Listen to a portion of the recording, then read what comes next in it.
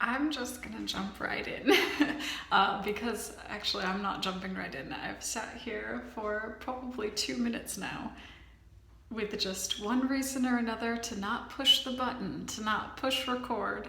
And you know what? There's just, you gotta dive in, right? Just get started and start recording and see where this goes. This is just a trial video. I keep telling myself that I'm probably not ever going to share this with anyone. So I can take it really easy and not over focus on what I have to say too much. I didn't pre-plan anything, didn't write anything down of what I'd chat about today. But I've been really thinking it would be neat to record the process of making one of my art pieces. And I kept thinking on it and finally my husband brought it up too. He's like, you have an art room now that we're in our new home, like you should really give this a try. And so I did draw an outline sketch just last night for a piece that I was commissioned to do recently. And after I had done the sketch, I was like, I should have recorded it. Like I should have, because I felt like along the way there were so many things I could have talked about that I didn't anticipate being able to talk about while I was working on the piece. And I was just like, you know what? I guess I'll never know if I don't just start recording and, see what there is to share. Because I think as like artists or anyone in their own profession, nothing really seems like out of the ordinary or interesting because we're just doing our thing.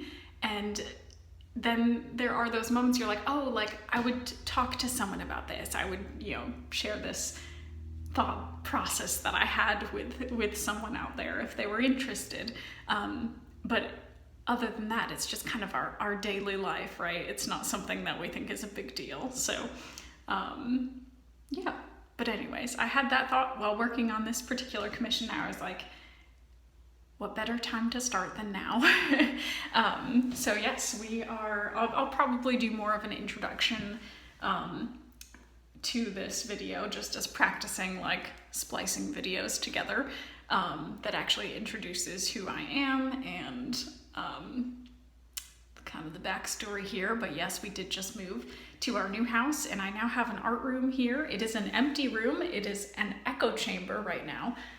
If you can see in the background, there's only like this cat giraffe stand in the background. That's about it. Yes, we do have cats. I feel like such a cliche artist. I feel like so many artists that I've met have cats as well, and not something I realized when we got cats, that like, oh yeah, that's a thing. Like a lot of artists have cats.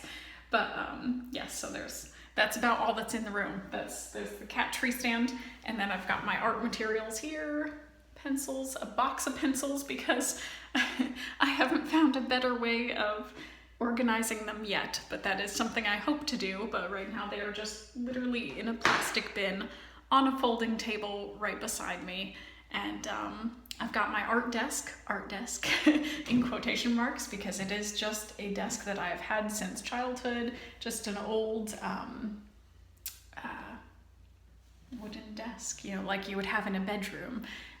It was part of a bedroom set, and it's in decent condition. It has its things. Certainly the drawers are a little bit broken, but as a place to hold my easel, it works beautifully. And I just have one of those fold out easels, which I can always chat more about in the future, but that's all that's here. And I have a light, which works okay, but only one bulb functions, so we'll see. It's a sunny day in New York today, and we'll just be grateful that there's enough light coming in through the window to work with. So without further ado, let's jump into talking about what this drawing is, and then I'll show it to you a bit more, the sketch that I have in front of me. So I was commissioned by a gentleman who was visiting our area from out of state. He was traveling with his partner to the area for, I believe, some hiking, and maybe they had some other things to do here as well, but they did some hiking locally, and stopped at a local ice cream shop where I have my art on display currently and have over the summer. Shout out to Dippity Doodaws. I am so grateful that they've have a featured art wall in their shop just year round, and they have different artists there, and I think that is just such a sweet community-oriented thing for a small business to do, is to have a wall, have a space for local artists. So very grateful to have been displayed there this summer. Had my work there, and yeah. So this gentleman coming through and his wife or partner, they came through and they saw the art. I guess they liked it, because as soon as they got back home, he reached out to me and requested 3 commissions. So I've been in the midst of those. I actually have finished the first 2 commissions already. One was a large, beautiful piece of this couple on a hiking trail that is very near and dear to my heart, because we've grown up in this Finger Lakes region, and I was like, oh, I know exactly where that is, you know, kind of thing. And me and my husband love hiking, so that was a very special piece. I really enjoyed it. It was a large 16 by 20 colored pencil piece, and that is one of my larger sizes, because colored pencil takes so long to fill everything, you know, to go over in so many layers.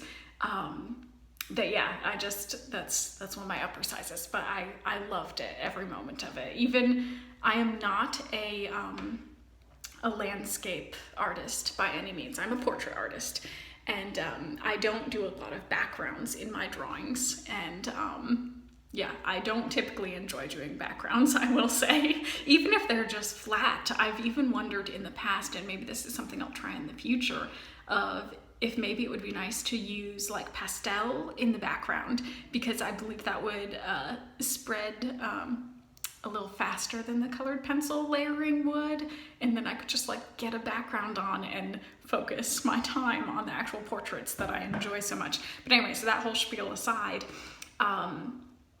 this particular piece that I had done recently was had the whole gorge trail involved, and I enjoyed even making the rocks, which was really neat.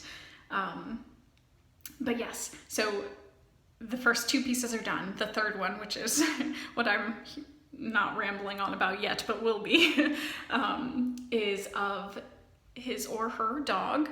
And a lot of times, so I do also enjoy doing the pet portrait commissions. I feel like most of the time someone sends me a photograph of their beloved pet. It's not necessarily a good photo, and I do, you know, I try to request, like, make sure it's as high quality as possible and all that, but unfortunately, like, we're not all able to get the most perfect photos of our pets while they're alive or well, or, you know, that sort of thing. Or maybe there's just a photo that's like, this is a really blurry shot, but like, it's, you know, when Fluffy was really happy, you know, kind of thing. So, I don't know the case of this photo that he shared with me of like when it was taken, or if the dog is still presently around. A lot of the time I'm doing pet portraits as like memoirs to pets that have passed away.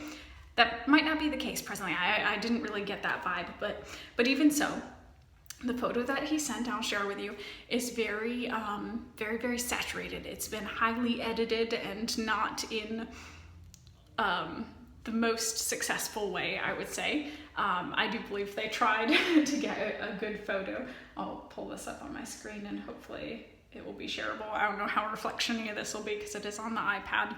Probably not ideal for anyone viewing, but it's what we're doing today because we're keeping it casual. But yes, so this is the photo. I don't know if I can turn the camera. Oh no. Well, this is gonna be a strange way of doing it, but I'm just gonna turn this to face. So this is what I am drawing my reference photo from right now. And as you can tell, like the colors, if it picks it up in here, are just not very realistic, I guess. It's just like oversaturated. And that's because I'm guessing the dark in the front here was just so dark that you couldn't actually see his face. So they like wanted to hyper brighten it and make it so it was usable. So I did actually, my sweet husband, actually, not me, he printed out this so that I could see, it's just a black and white, but it does help me to see, I think, the facial features a little bit better, a lot better actually. So I'm working from this. It will be a colored pencil drawing again though, not a black and white, which is kind of my own doing because in all fairness, this gentleman did ask what my recommendations would be for the 3 pieces, sizes and color versus black and white. So we determined we'd do 2 colored pieces and 1 black and white. And that was a portrait of the 2 of them was the black and white, and then the large piece was colored. I did just feel kind of instinctively like this one should have color. I think it would be okay as a black and white, but I think it will really be something treasurable and just capture this dog hopefully more specifically in color. But that is going to be a challenge for me as the artist because it's not a high quality photo and the colors are not matching as to what they should be. So what I have done, I don't know dog breeds very well. I love dogs. You can tell because I draw a lot of dogs, but I'm also allergic to dogs and I don't know a lot about different breeds. So I took the photo over to my husband. I was like, what kind of dog do you think this is? So we don't know for sure, but I think it might be hold on, I looked this up on this device, so I'll double check here before I speak. I think it might be like an English Bulldog, Pug and English Bulldog mix was what he recommended. This is just a Google search. I guess I don't have to show you my Google search, but I do have that pulled up over here, and I think that I can kind of match some of the colors and features to a degree. It will still be his dog, obviously, but it's nice to have a backup reference photo just to make sure I'm not going totally off the wall with the colors here. But yeah, just wanted to lay the foundation for what I'm working on, and then I'll put this camera behind me on a tripod so that it's not shaking all over the place and making anybody sick. But yeah, this is my setup right here. This is the rough outline sketch that I did last night, if that's visible. Might not be super visible, but yeah, I just tried to add in any details. These scratch lines to the side are just to show me where there's going to be extra shading so that once I get there with my colored pencils, I'm not because there's no line. So I just know yep, that's just a dark area. Similarly with the fur on his face as well. But without rambling on too much longer, I'm gonna set this up here, which means I will pause the video actually, so that I can turn the camera around.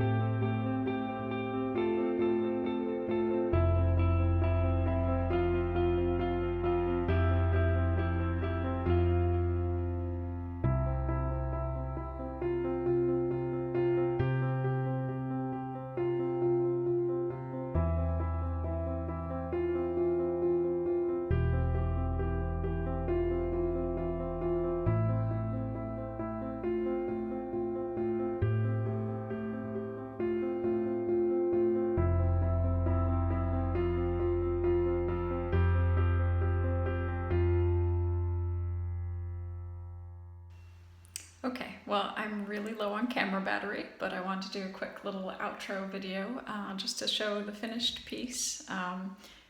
It's all packaged up already. So I do have the drawing is framed, and I actually just left the plastic that the frame came in around it and like opened it from behind and slipped the drawing inside just to give it that extra layer of protection. But this is the finished piece. Signed and everything. I did sign it off camera because if you were to ask me what the most stressful part about doing any portrait drawing is, I would say the signature, because I always am afraid, you know, the piece is finished. I should just sign them like beforehand. I don't know.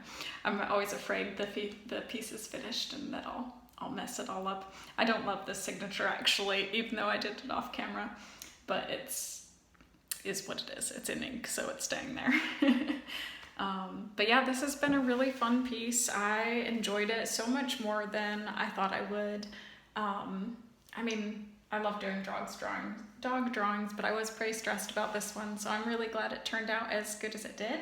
And I learned that the dog's name is Chester, which I think is super cute. But yeah, he's ready to go to his new home, and I've got 2 other drawings here actually that will be going with him. I can show those in the video, I think, because they're all going to the same place. So we've got this one, which was the black and, well, lighting's not good over here. This is the black and white one I'd mentioned. Super sweet. That's another 11 by 14. And then this one is already in its box, but a much larger piece. 16 by 20, which is one of my favorite sizes. I don't know. I guess I'm pretty torn between the two. I love 11 by 14s, but the 16 by 20 is a pretty fun size. You can fit a lot of detail in there. But yeah, so this was my first video recording, I guess, very casual. But I think I'd try it again. And this will be interesting for me as well, because everyone is always asking how long it takes me to do like a specific drawing, and I can never give a good guesstimate, honestly. Like for this one, like I kind of want to say like between 15 and 20 hours, but I truly just have no idea. But very soon I will, because this was all recorded, so I can go back through the videos and just add up the times together. So, but anyways, thanks for joining me, and hopefully there'll be more videos in the future. Bye.